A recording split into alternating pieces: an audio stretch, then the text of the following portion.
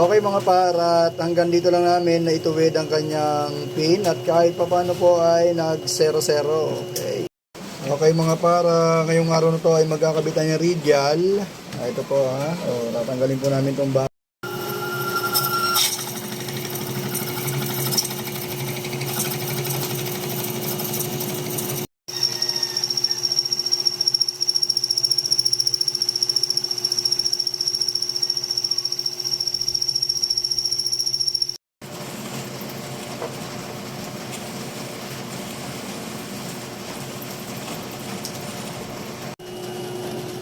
Okay, at lalagyan na po namin ng braid ang kanyang shop.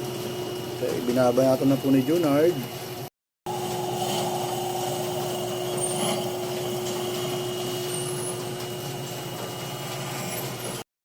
Mga para, okay na po yung pinakakabit na pin at pinatrade na radial.